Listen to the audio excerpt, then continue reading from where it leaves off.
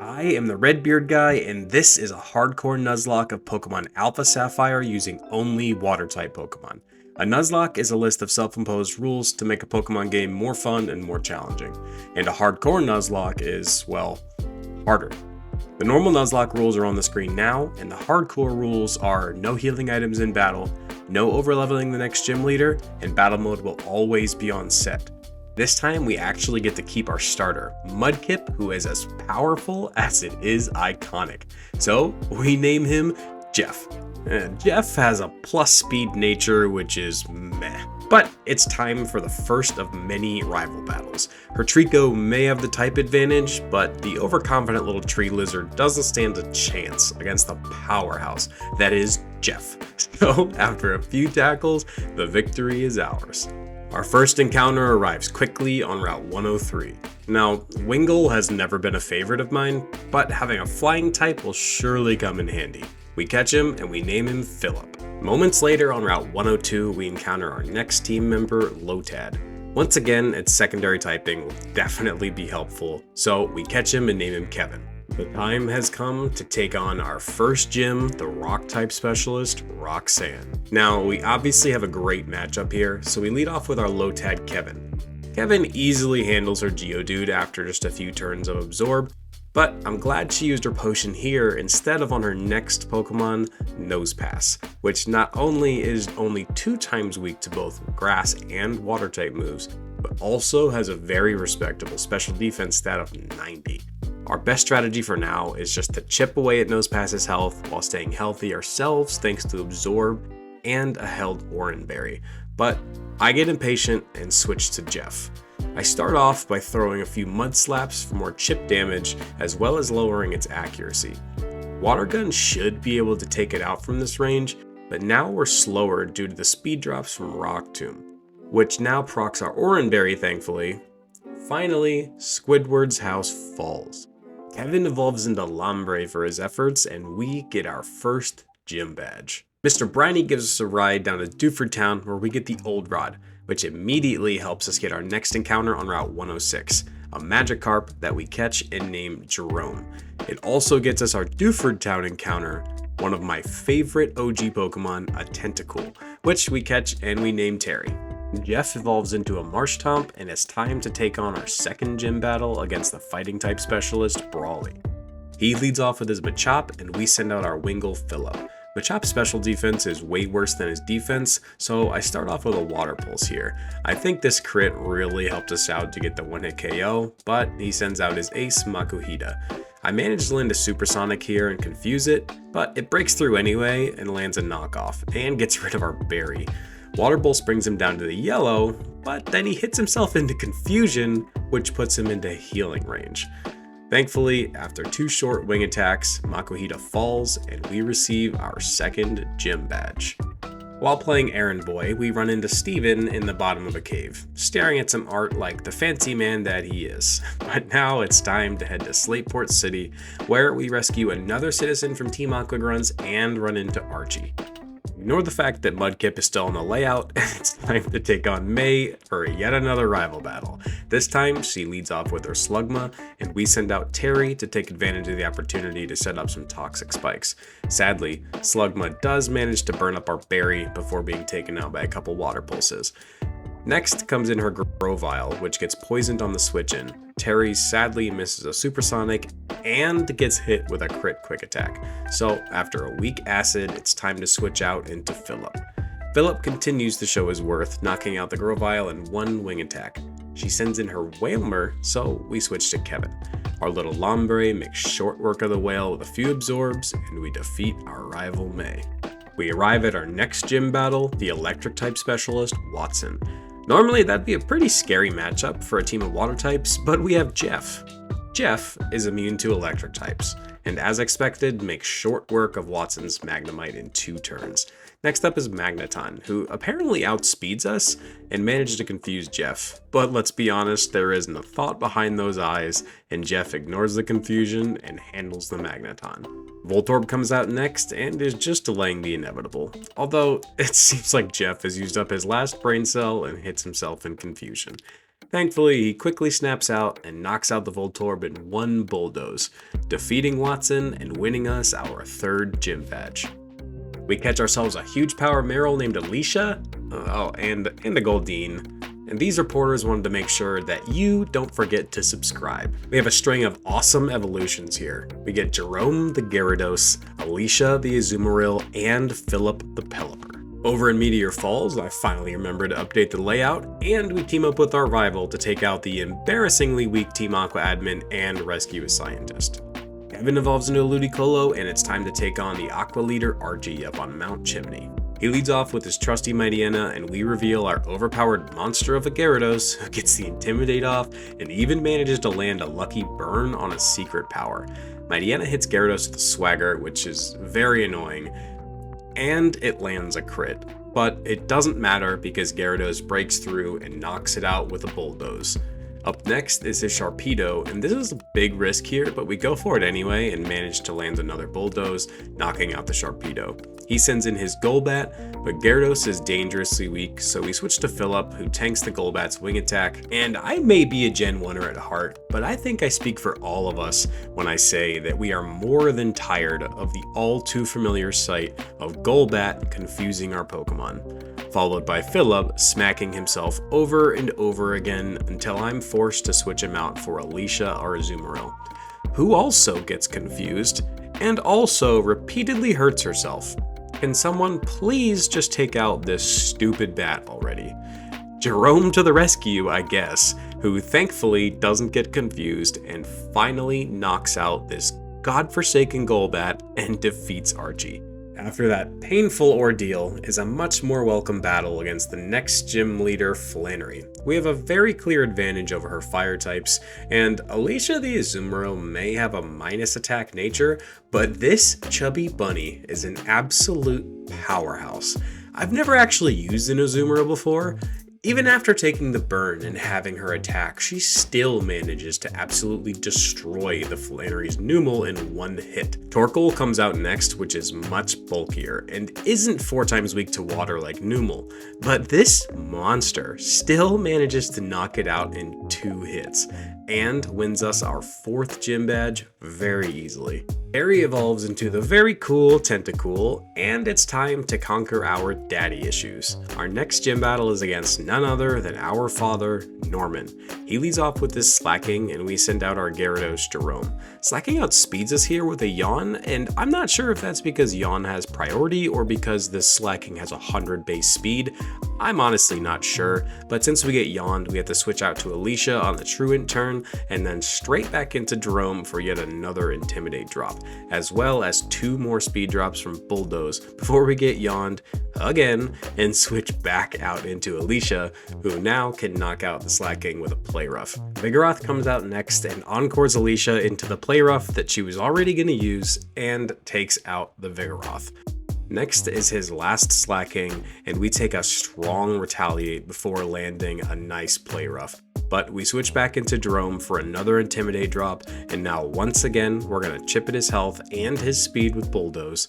Since Slacking's in the red, we know our dad's going to heal here, so we use that opportunity to switch into Kevin, land a Fake Out for Chip, and then on the Truant turn get a free switch back into Jerome for another Intimidate drop.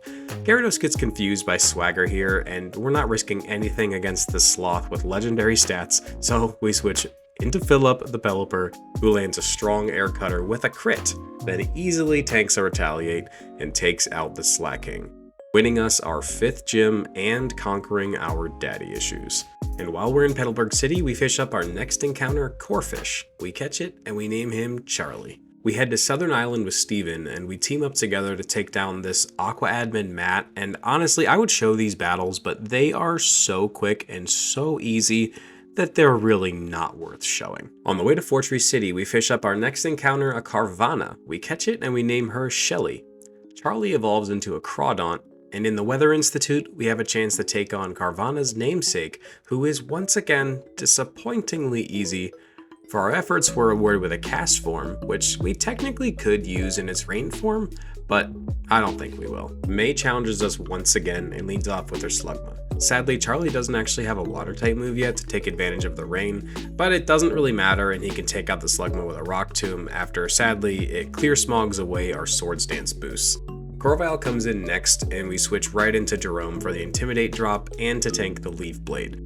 Unfortunately for Grovyle, Jerome now knows how to use Ice Fang and make short work of the Tree Ninja. Wailmer's up next and it really doesn't put up much of a fight. After a few bites it falls and we defeat our rival yet again. We finally make it to Fortree City and it's time to challenge the next gym, the Flying type specialist Winona.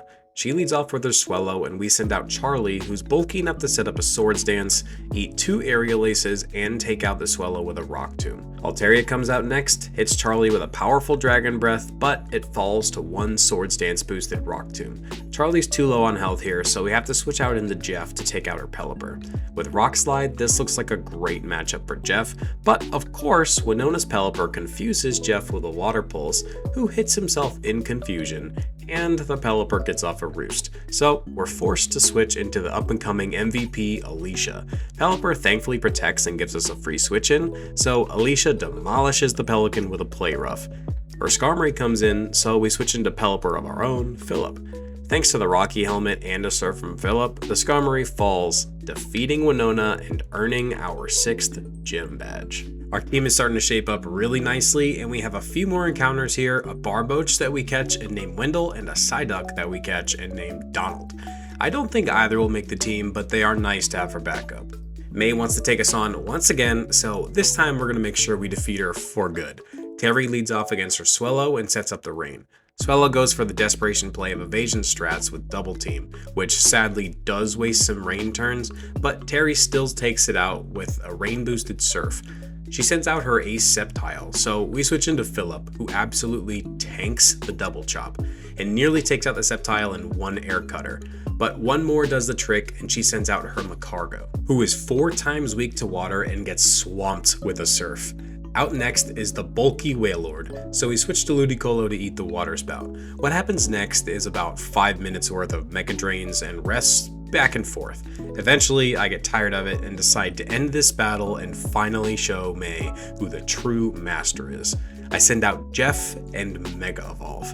I know that I said Mega Evolves weren't allowed in these battles, but this Wailord had a 0% chance of winning and a 100% chance of wasting our time. So we let Mega Jeff do the honors and finally deflate this windbag. Up on Mount Pyre, this old lady entrusts the item that saves the world to a 10-year-old. So we head to the Aqua Hideout, and now I know I've skipped all of the admin battles so far, and this is why. He has 1 Pokemon and just isn't much stronger than your run-of-the-mill grunt. So if you were wondering why I was skipping all of the admin battles, here is your example. Now that we have the Super Rod, we have 3 more encounters. First is a Wailmer named Claire that we get from Moss Deep, a Staryu named Helen that we get from Lily Cove, and a Celio named Sven from Shoal Cave. Helen is going to get thrown straight onto the team and evolve into a Starmie before taking on our next gym challenge. The Psychic Twins, Liza and Tate, lead off with their classic Luna and Soul combo, but they don't stand a chance against Kevin and Charlie. Kevin fakes out the Soul Rock while they set up screens, and Charlie eats the moon like a Norse wolf.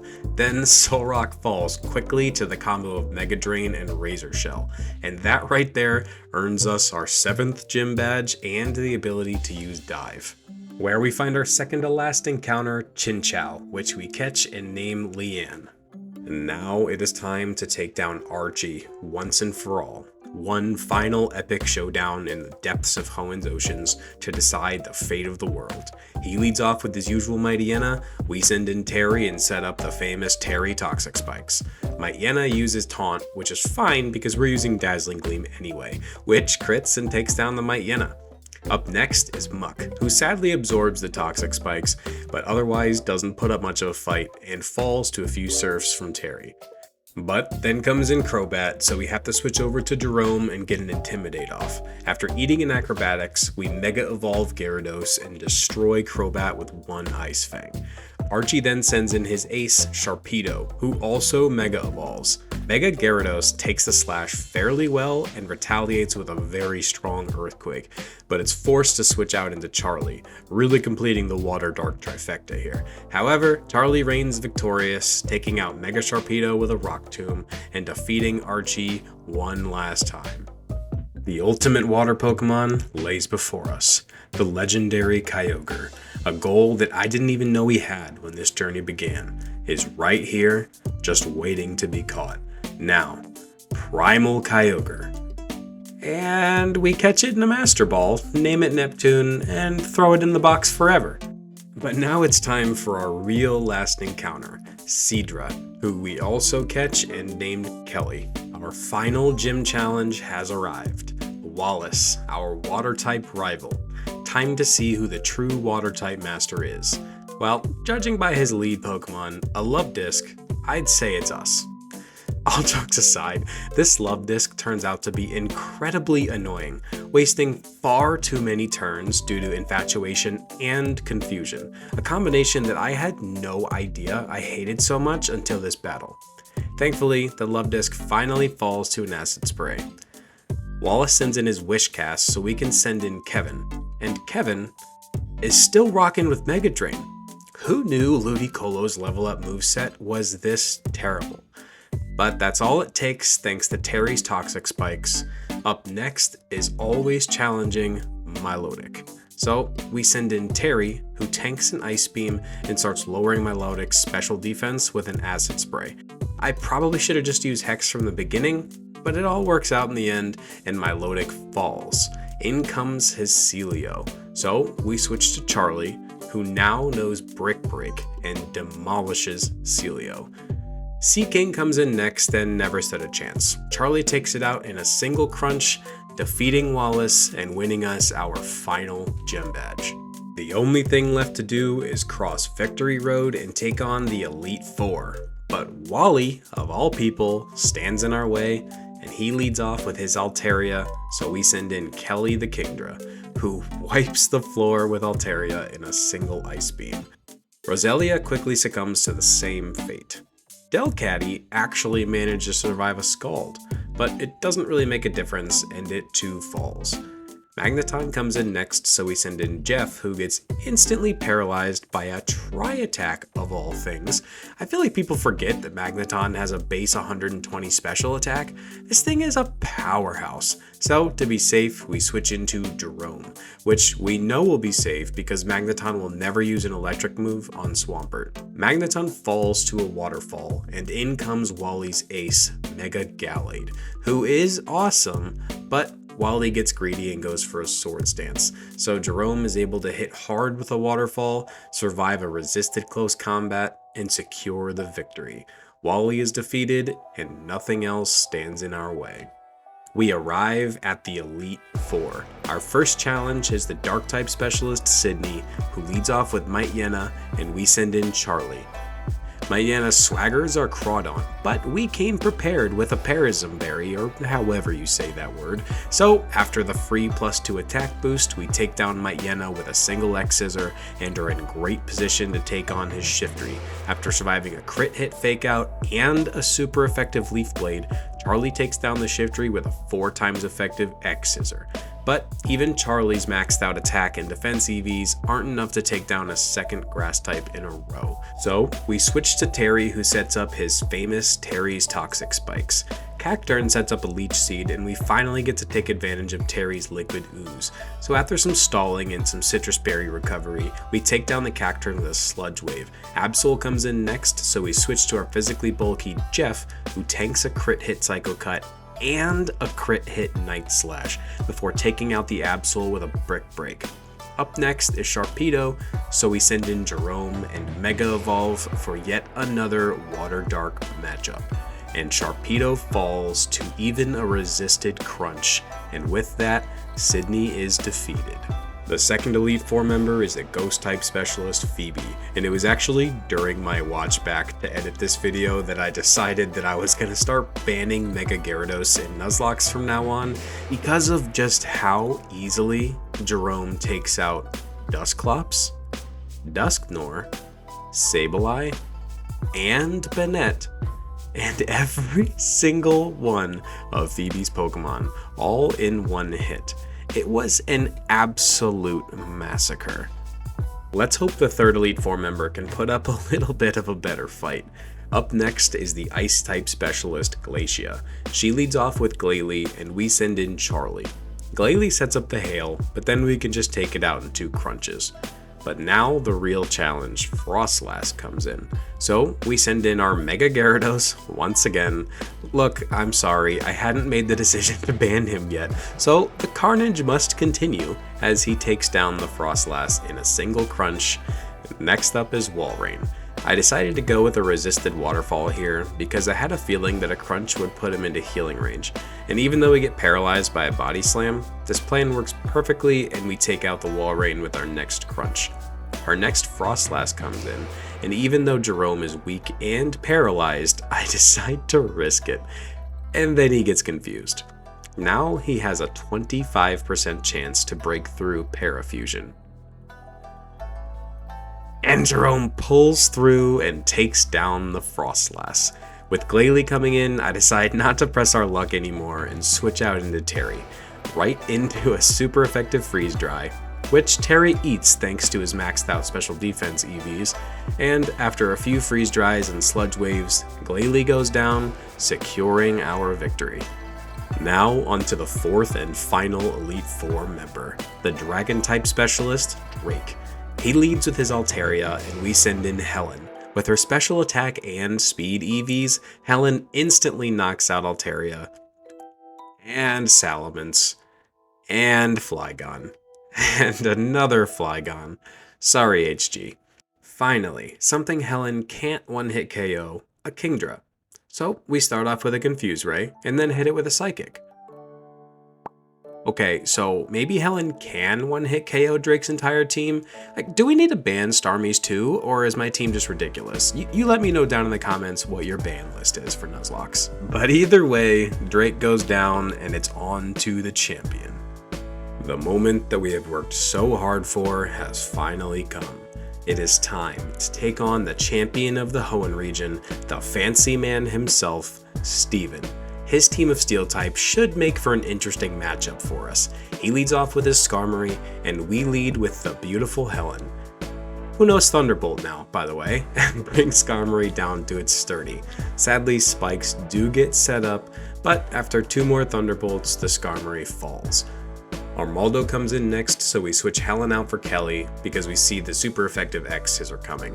I probably should have taught Kelly Surf instead of Scald because this would have been a one-shot, but we do get the burn, which is going to take down the Armaldo after taking some unnecessary damage.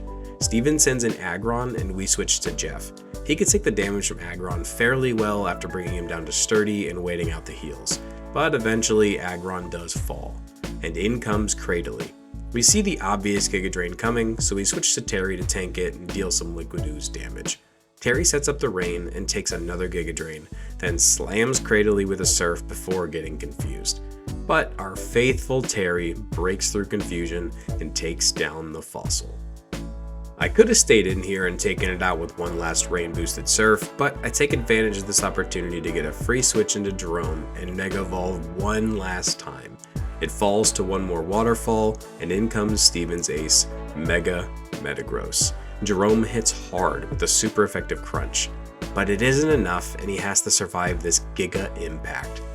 Which he does, and with one last crunch, that is how I completed a hardcore Water-type Nuzlocke of Pokemon Alpha Sapphire.